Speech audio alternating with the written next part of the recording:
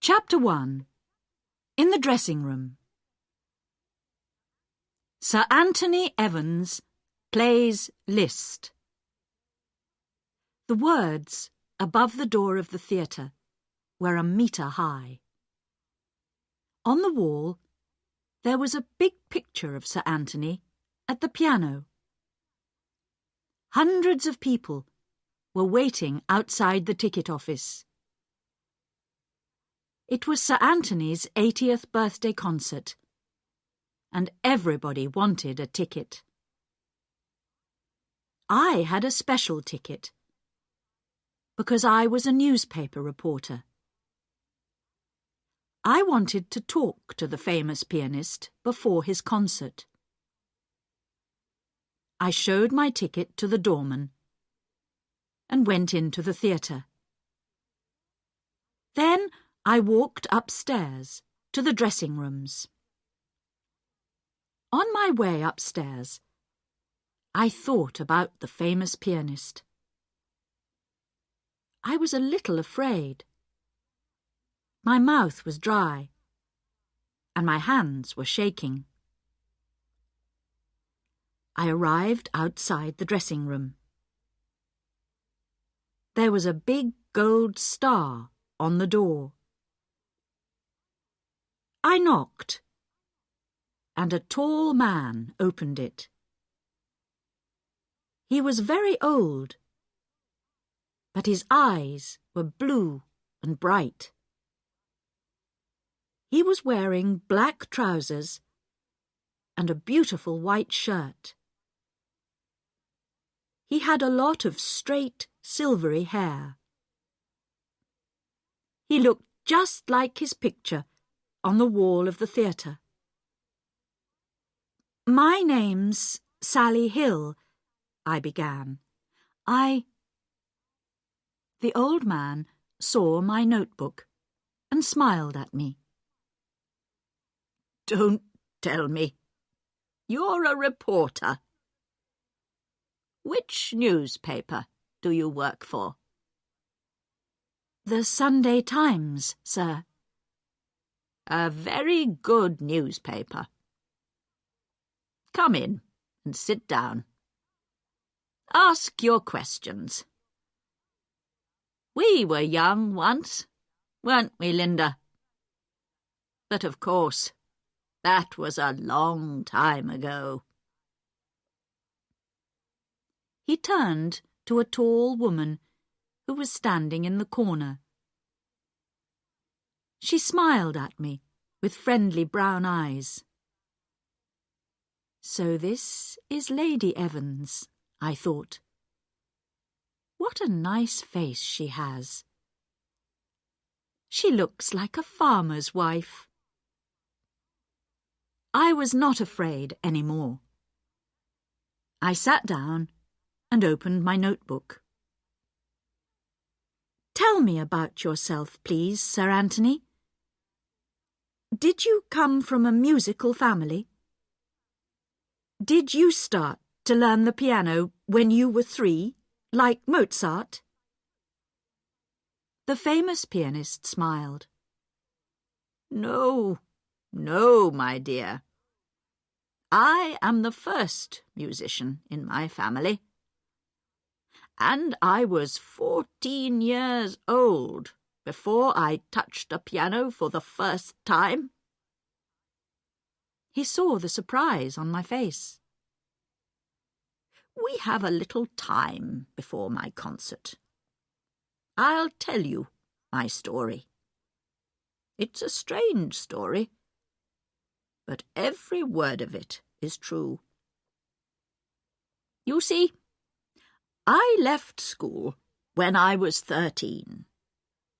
Everybody called me Tony in those days. I worked on a farm." It was an exciting story, and he told it well. At first, I tried to write everything down in my notebook. Then the pen fell from my hand, and I just listened. I was lost in Sir Anthony's wonderful story. He told me about an old school behind a high wall in a dirty street. There was broken glass on top of the wall. The schoolyard was very small. As he spoke, pictures came into my mind. I saw a little boy called Tony Evans playing football with an old tin.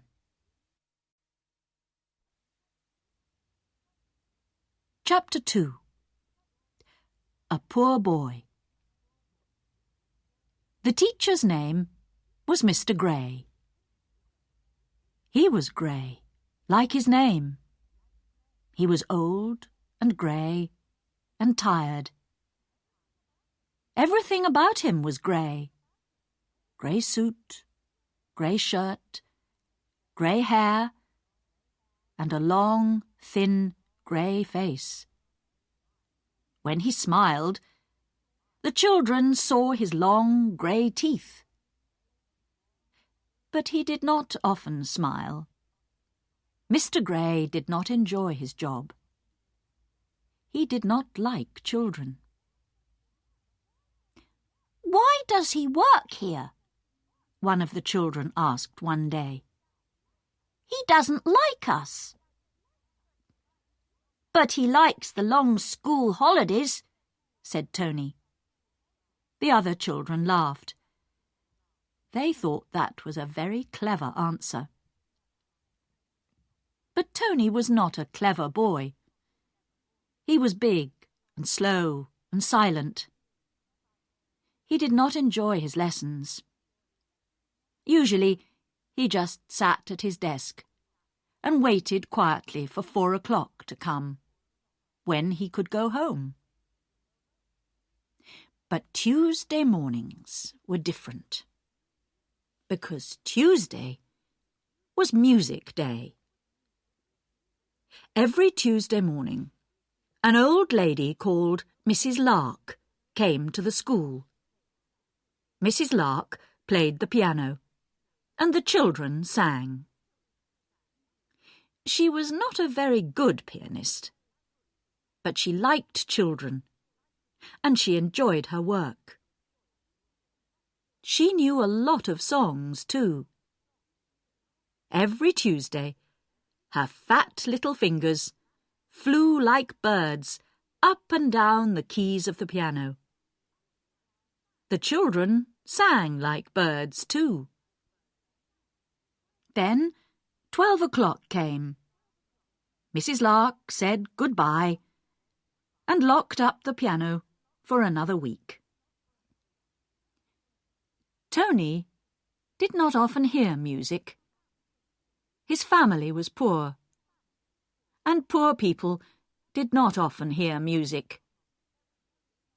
There was no TV or radio in those days.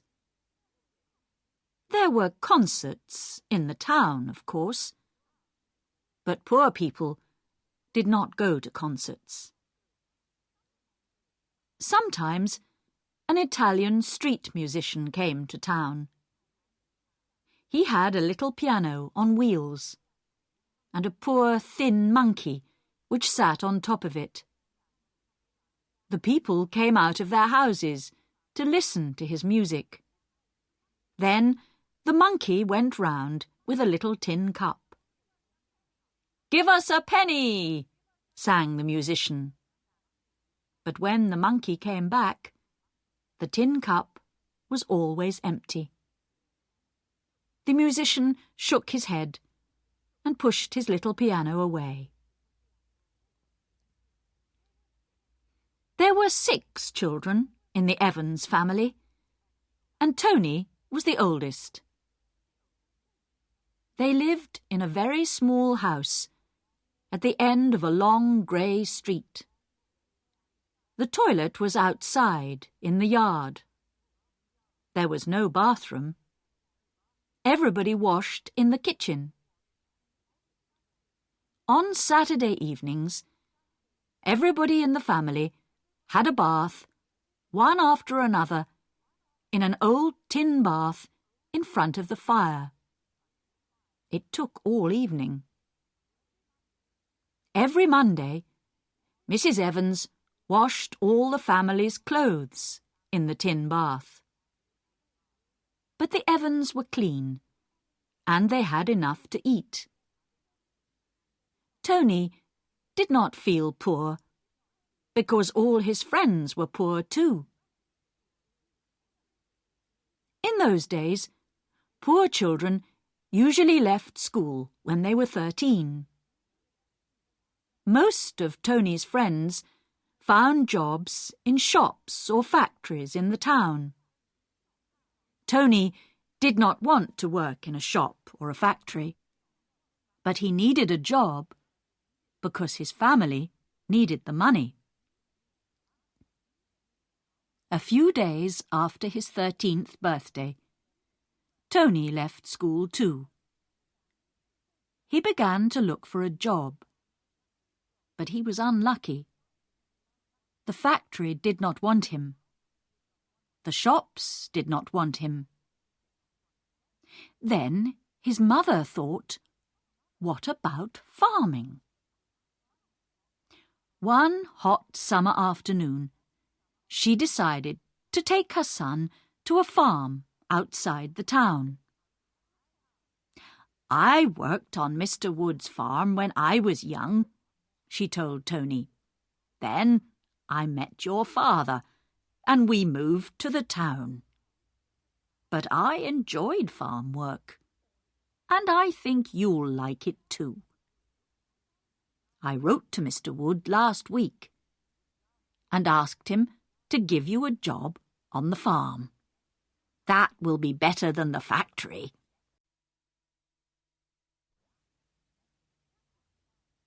Chapter 3. A Farmer's Boy. Tony and his mother got on a bus in the middle of the town. At first, they drove through streets of small grey houses. Then the bus left the town and drove along a country road. The bus stopped in every village. Tony saw green fields and small, quiet villages. Every house had a garden. The smell of the flowers came in through the open windows of the bus. At last the bus stopped. Tony could see a river and an old bridge. A small road ran across the bridge, through the fields and over a hill. "Come on, Tony," said his mother. They got out of the bus and walked 2 kilometres in the hot sun. There were white and yellow flowers at the side of the road. Tony did not know their names. He wanted to know more about them. He wanted to know more about the trees, too. There were no flowers or trees in his street. He looked at the cows in the fields. "I've never seen a real cow," he said to himself. He watched them moving very slowly through the long green grass. They looked big and quiet. Tony and his mother arrived at the farmhouse and walked through the farmyard. Chickens were looking for food. A fat white cat sat on a wall and watched them with sleepy eyes. Mr. Wood came to the door and spoke to Tony's mother. "Hello, Betty. It's nice to see you again. Thank you for your letter. How are you?" They talked together like old friends. Tony stood at the door. He felt lost and uncomfortable. But the farmer smiled at him. "Is this your son, Betty?" he asked. "Yes, this is Anthony, but we call him Tony at home. He left school 2 weeks ago. He's a good boy, and he's very strong. Please give him a job, Mr. Wood. We need the money. We've got 6 children, you know." The farmer looked at Tony. "How old are you, boy?" he asked. 13, sir." "Do you like the country?" "Yes, sir," said Tony. "Would you like to work for me, Tony?" asked Mr. Wood. "Would you like to be a farm boy?" Tony thought about the factory and the shops. The shops were bad, but the factory was worse. When people came out of the factory in the evening, their faces looked white and ill. "Nothing can be worse than that," he thought. He looked into the farmer's smiling red face. "Yes, sir," he said. "Yes, please." His mother was right. Tony was a good, strong boy, and he worked very hard for Mr. Wood. The old farmer did not pay him much money. Tony ate his meals in the kitchen, and he slept in a little room at the top of the farmhouse. But the farmer was kind to him and taught him a lot. Mr. Wood had no sons. He had one daughter. Her name was Linda, and she was a year younger than Tony. Mr. Wood loved Linda dearly, but he wanted a son very much. He was like a father to Tony. Tony was happy. At the end of every day, his back was tired and his legs hurt, but he slept like a baby. He ate Mrs. Wood's good country food. He drank a lot of milk. Soon he needed new clothes. He sent his old clothes home for his brothers. He sent his family money too. Sometimes Tony visited his family. He enjoyed those visits, but he was always happy to leave again. "I'm a country boy now," he thought. In the school holidays, Pip and his brother John came to the farm. Pip was 17 and John was 16, but they were both still at school. Their father had a large shoe shop in the town. He wanted them to go to college and learn to be businessmen. But the boys spent all their holidays on Mr. Wood's farm. "I want to be a farmer," said Pip. "That's right," said John. "Farming is the best job in the world." "But you just come here in the summer," said Tony. "It isn't always summer, you know. The sun doesn't always shine. Farmers work hard in the winter too. It's a hard, dirty job." "But you like it," said John. And he was right. Tony liked his job very much.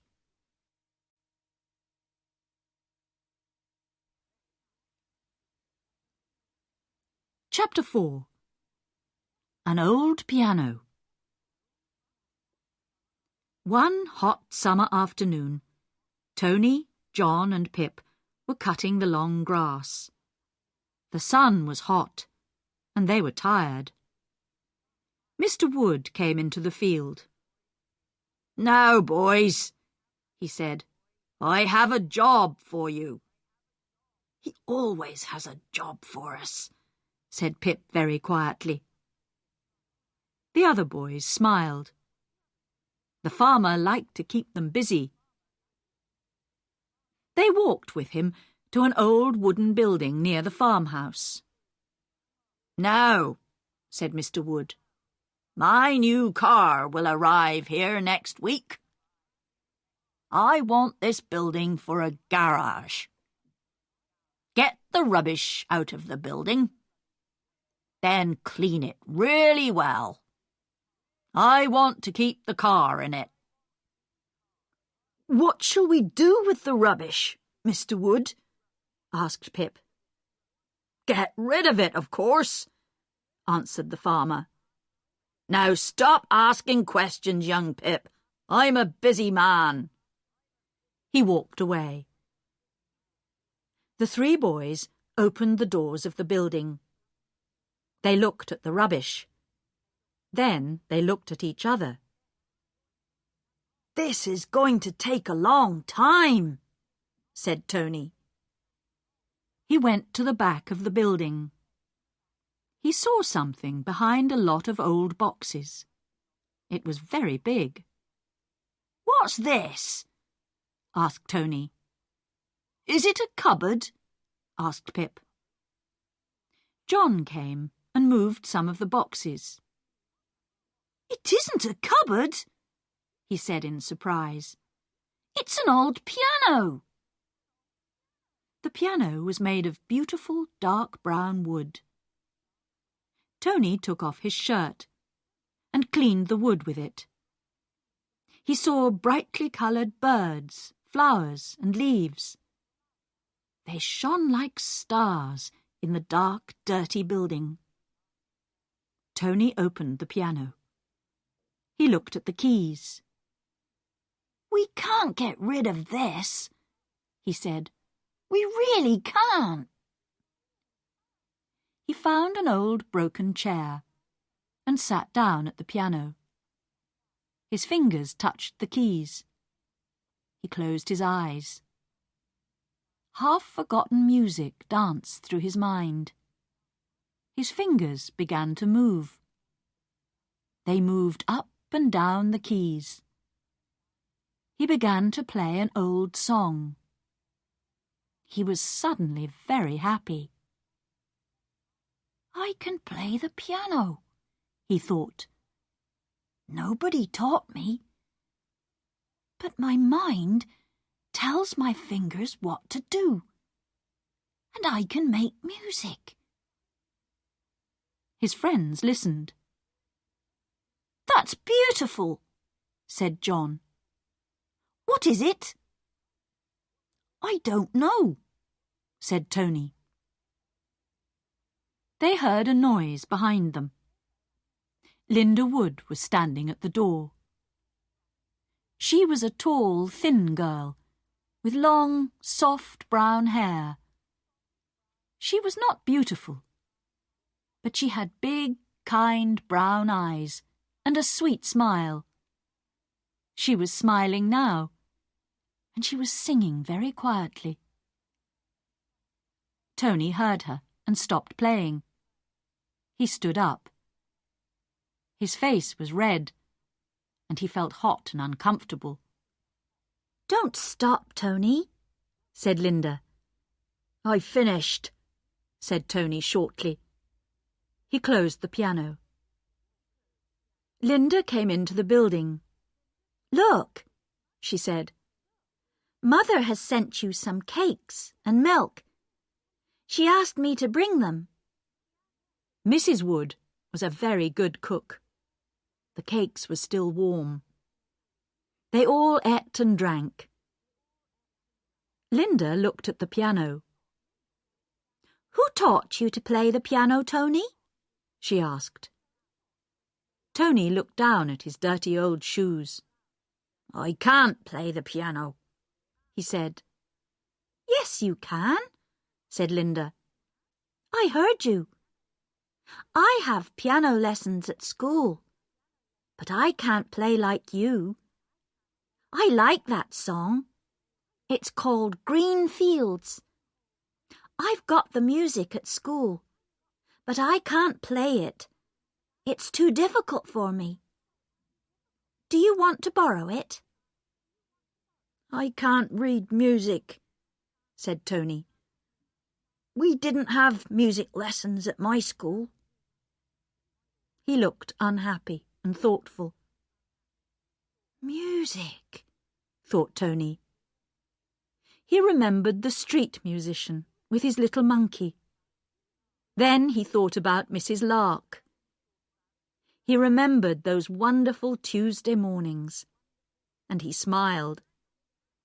We sang a little on Tuesday mornings, that's all, he said. He stood and looked at the piano.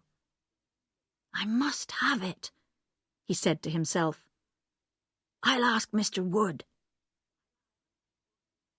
At 7 o'clock, Tony washed in cold water and put on his clean shirt. Then he went to the kitchen with Pip and John. They sat down at the big kitchen table, and Mrs. Wood put the food on 3 hot plates. Then she went to have supper with Mr. Wood and Linda. Tony ate his meat and potatoes and drank 2 cups of strong sweet tea.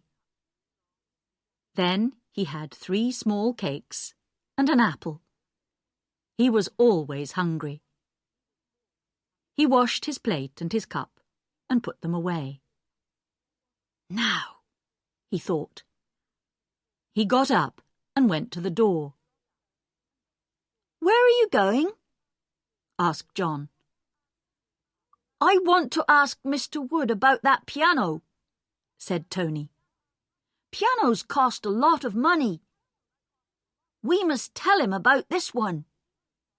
Then he can decide what to do with it.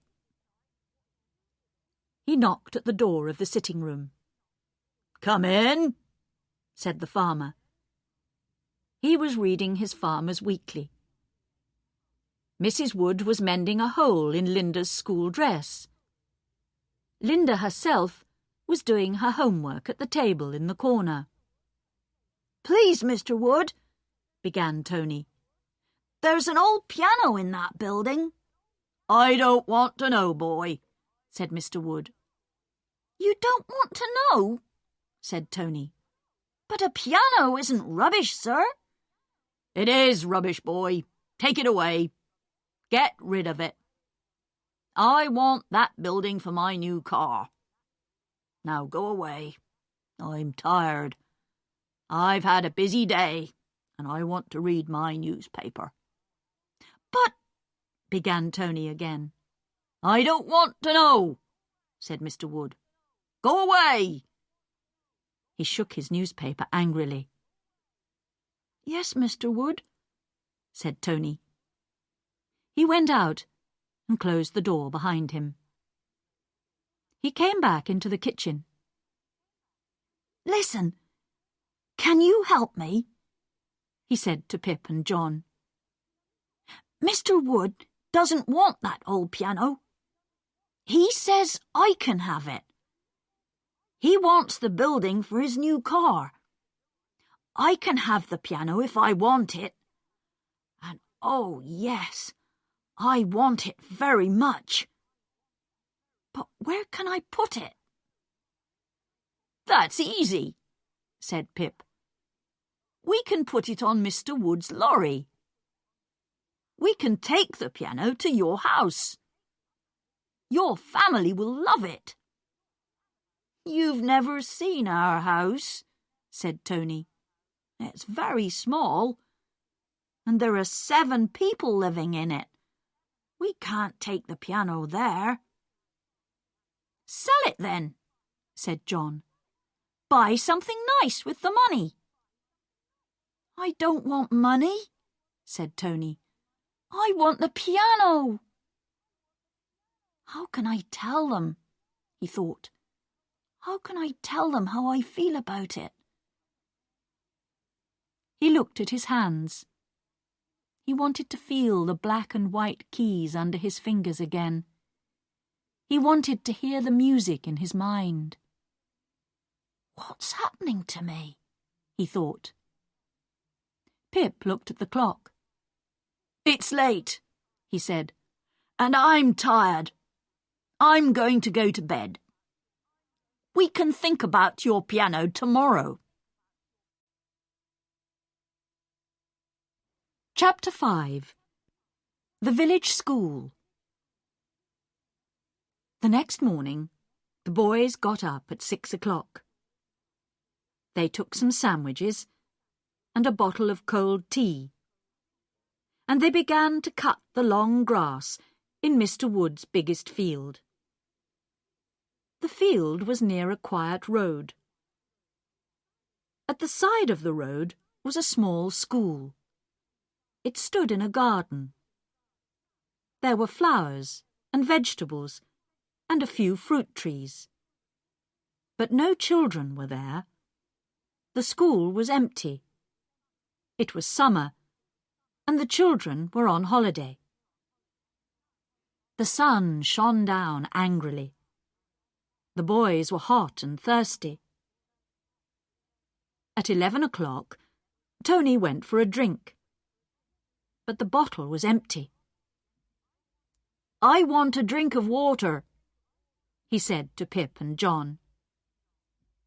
He took the empty bottle and went into the school garden.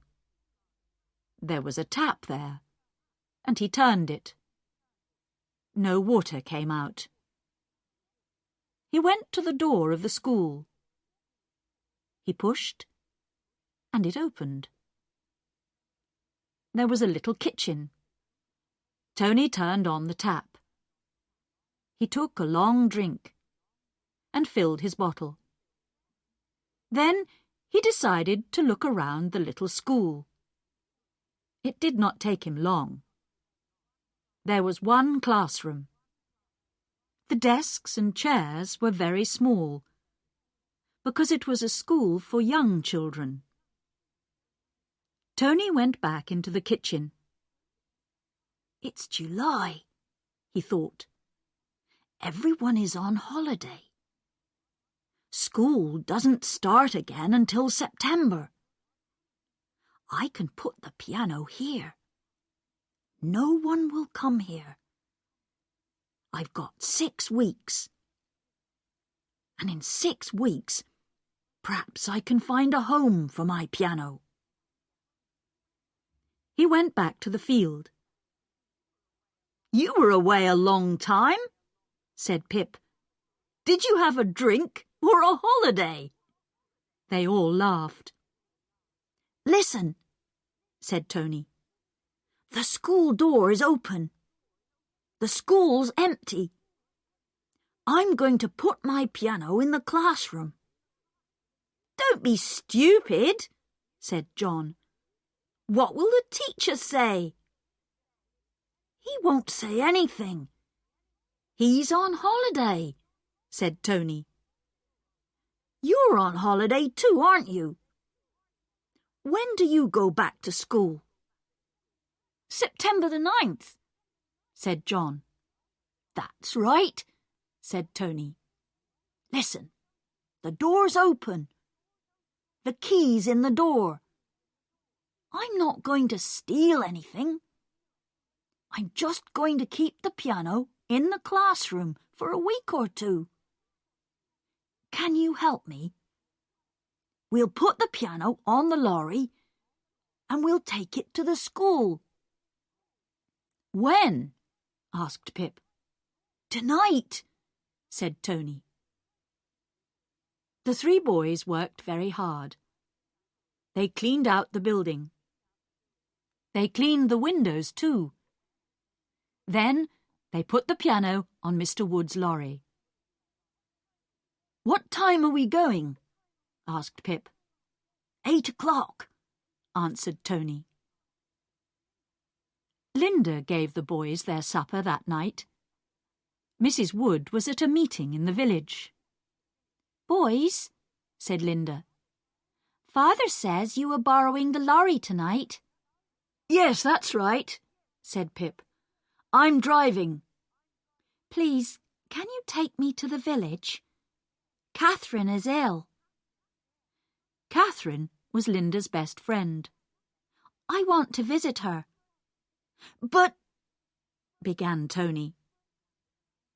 He looked into her kind brown eyes, and he told her his story. He told her about his old school. He told her about Mrs. Lark. He talked about the village school, and the open door, and the quiet, empty classroom. Linda listened. John and Pip listened too. Then Linda smiled. Thank you, Tony. Now I understand. And I want to help you. The boys drove Linda to Catherine's house. Please come back at 9:30, she said to Pip. She spoke loudly because Catherine's mother was listening. Then she said very quietly, Good luck, Tony, and be careful. The boys drove the lorry to the little school. Then they moved the piano. It was very heavy, but they were young and strong. They pushed it into the classroom and stood it against a wall. It looks beautiful here, said Pip. He touched the keys. They made a loud, unmusical noise. Listen to that, said his brother. You had piano lessons for 3 years, but you didn't learn anything. Play something for us, Tony. Tony sat down and began to play one of Mrs. Lark's songs. The music sang in his mind. It travelled along his arms. His fingers danced over the keys.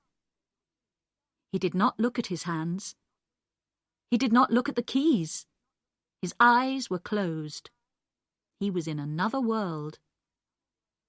His friends listened. Tony was not clever. He was big and quiet and slow. But there was music in his big, strong hands. That summer was a happy time for Tony. Every evening after supper, he borrowed Linda's bicycle. He cycled to the school, and he played the piano. When it was dark, he cycled back to the farm again. He was afraid to turn on a light in the school. He did not want anybody to see him. I think Tony has a girlfriend, said Mrs. Wood to Linda. Linda just smiled. Tony learnt to read music. Linda brought him a book of easy songs. She showed him the music. He looked at the little black notes and the 5 thin black lines on the pages of the book. This is easy, he said to Linda.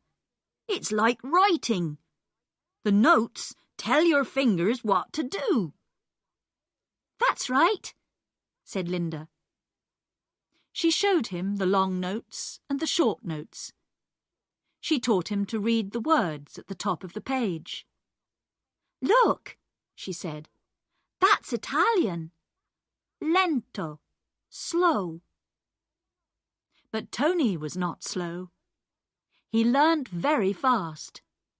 Linda was a good teacher. Both of them enjoyed her lessons.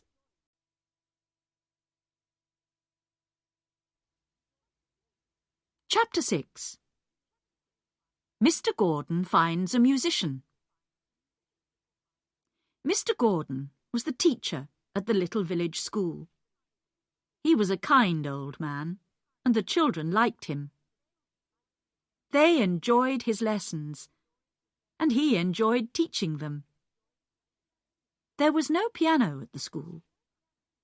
This sometimes made him a little unhappy, because he loved music very much. But he sang with the children.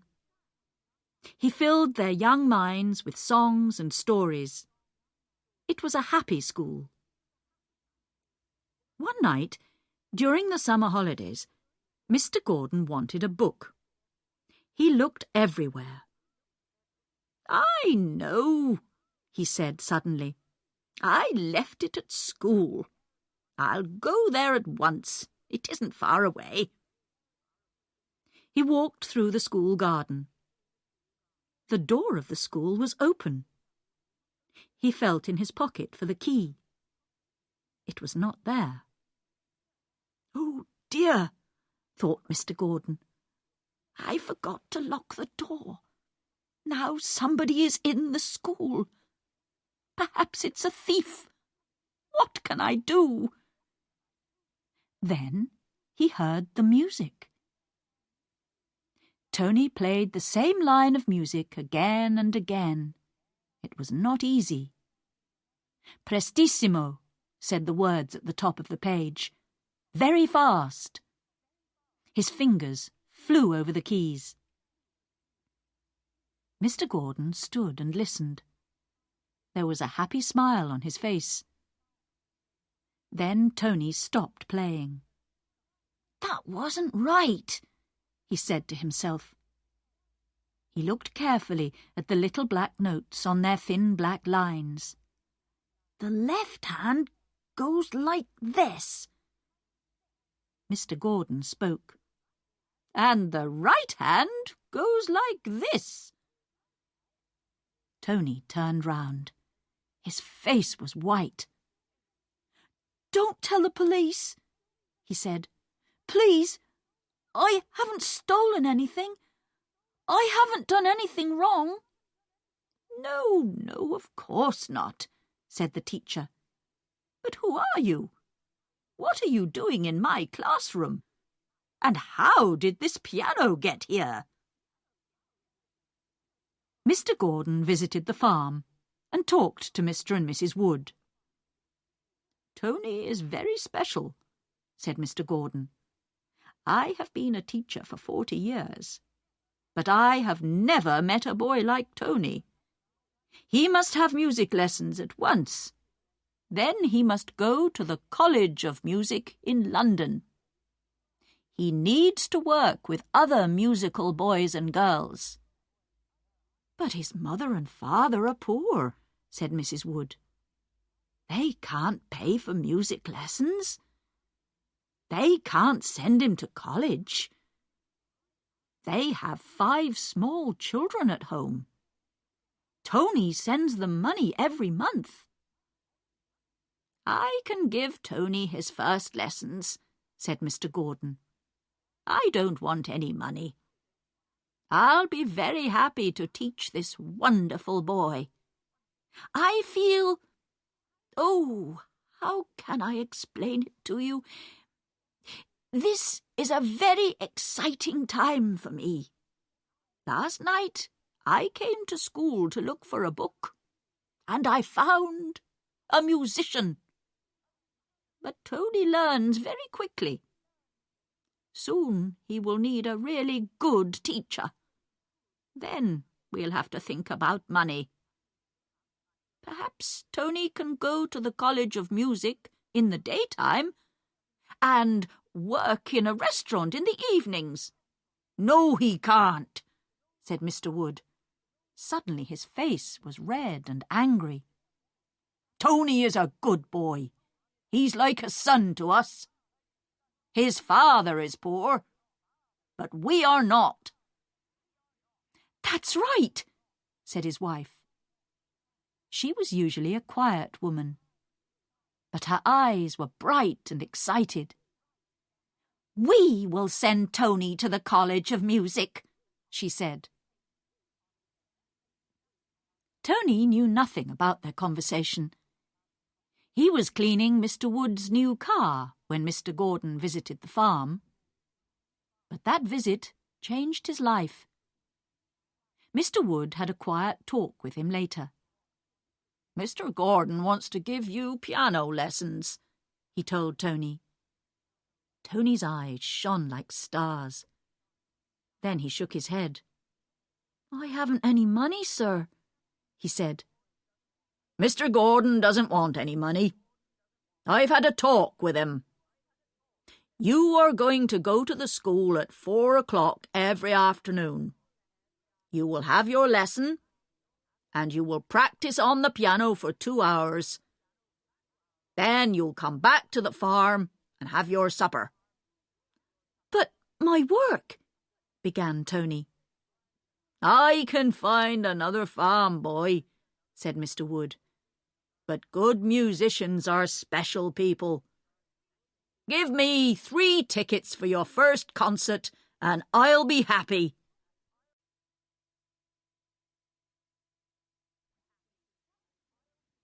Chapter 7. The Music Competition. Tony worked and worked. He got up at 6 every morning. He worked on the farm until 4 o'clock in the afternoon. But every minute of the day, music filled his mind. At 4 o'clock, he cycled to his piano lesson with Mr. Gordon. He practiced until 7 o'clock. Then he cycled back to the farm for supper. After supper, he read Mr. Gordon's music books. Often he fell asleep at the kitchen table. At night, while he slept, his mind was still full of music. Small black notes danced in front of his eyes. When he woke up, the music was still there. Tony lived in a world of music. The leaves fell from the trees. Winter came. It was dark when Tony got up in the mornings. It was dark when he cycled to his piano lesson. And it was dark when he cycled back to the farm again. Sometimes it snowed. Then he had to walk to and from the school, but he never missed a lesson. How's the boy getting on? The farmer asked Mr. Gordon one day. Very well, said the teacher. But he's too quick for me. Soon he'll need a real teacher. Spring came, and the trees were green again. There's a music competition in the town on June the 12th, said Mr. Gordon one evening. Can I go and listen? Asked Tony. No, said his teacher. I will go and listen. You are going to play in the competition. But I can't do that. I need to practice more. I'm not ready, said Tony. You will be ready, said his teacher quietly. Mr. Gordon was a kind old man, but he made Tony practice for 4 hours every day. Another boy helped Mr. Wood on the farm while Tony practiced for the competition. 2 weeks to go before the competition, said Mr. Gordon one evening. Look, this is the programme. The programme was big and beautiful and expensive. Tony looked for his name. He found it. Anthony Evans, aged 15, piano. Nobody calls me Anthony, he said. Why can't they call me Tony? Tony is a boy's name, said Mr. Gordon. Anthony is a man's name. Tony Evans was a farm boy. Anthony Evans is a musician. One day, Anthony Evans will be famous all over the world. And from today, I'm going to call you Anthony. On the morning of the competition, Mr. and Mrs. Wood and Anthony went into town in the car.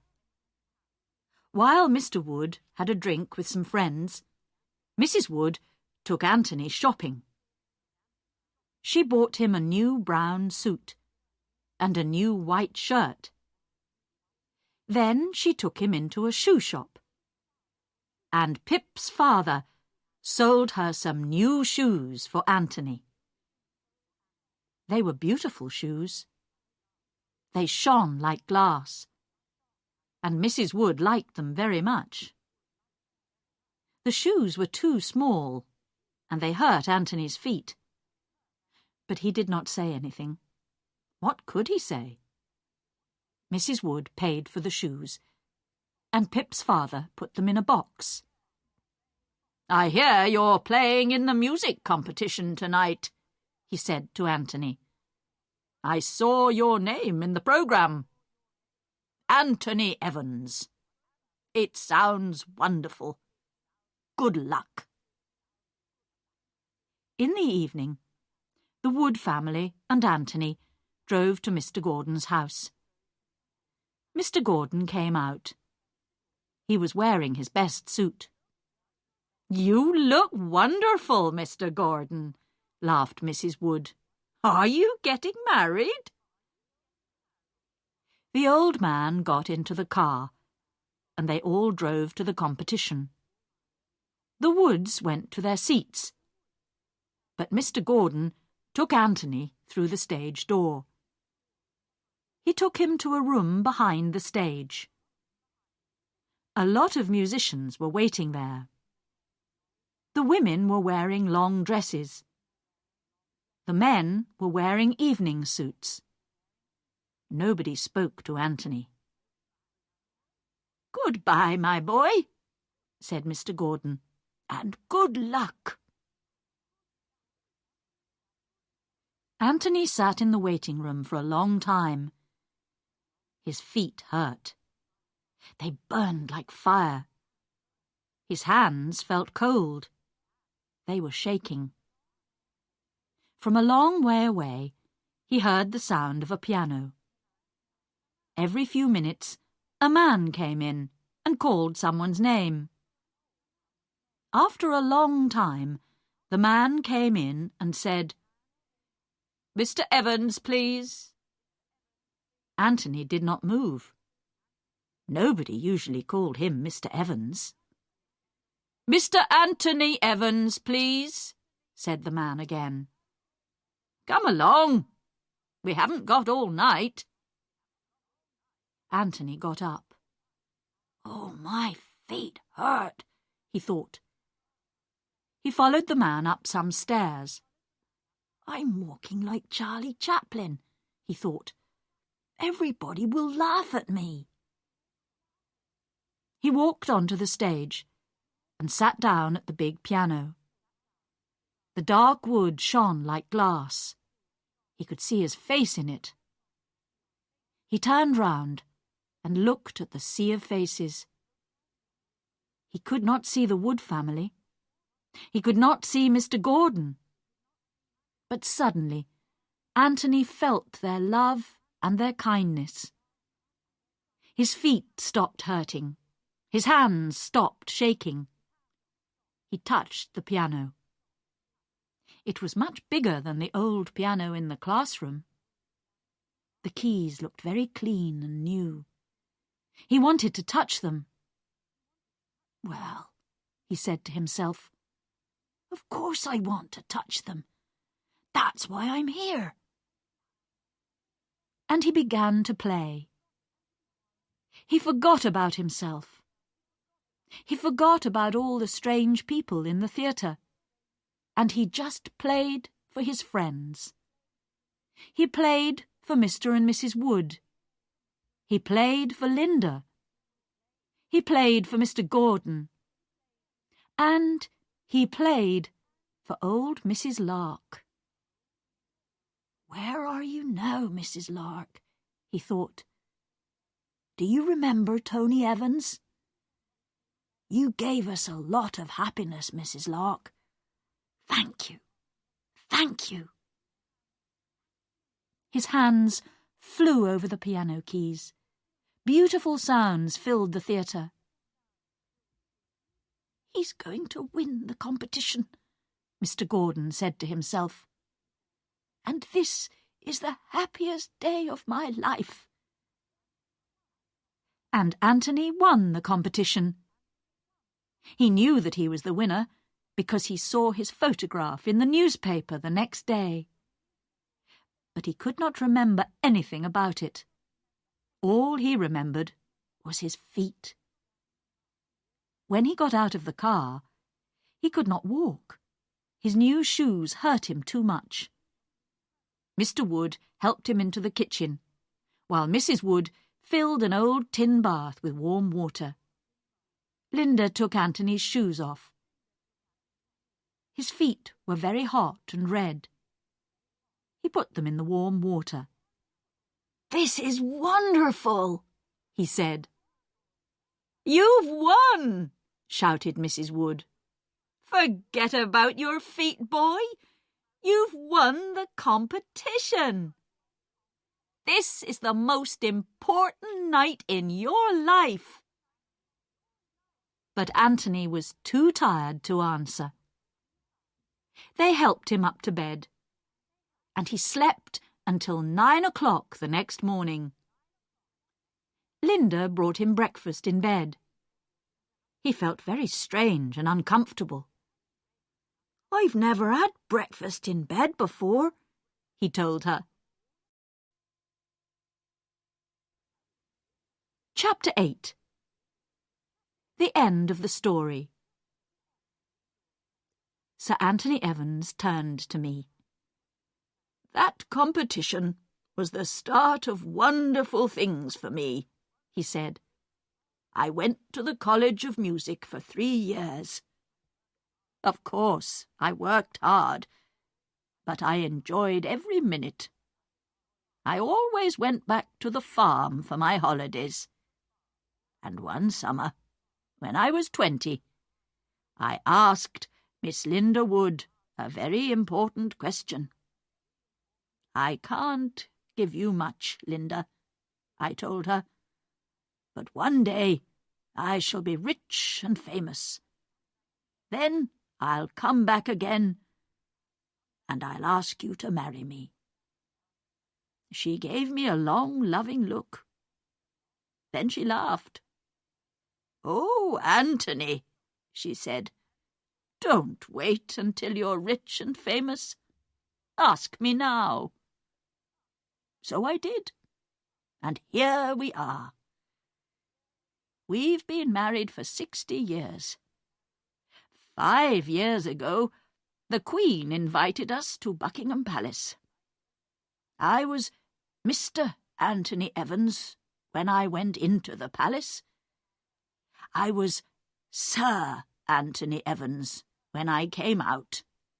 And," he took his wife's hand, "my dear Linda was Lady Evans." There was a knock at the door of the dressing-room. "2 minutes, Sir Anthony," said a voice. The famous musician stood up. "I'm ready," he said. He turned to me. "How many concerts have I given? 2,000? 3,000? For me, every concert is new and exciting. Now, go, my dear, and write your story. Tell the readers of your newspaper that I am a very lucky man."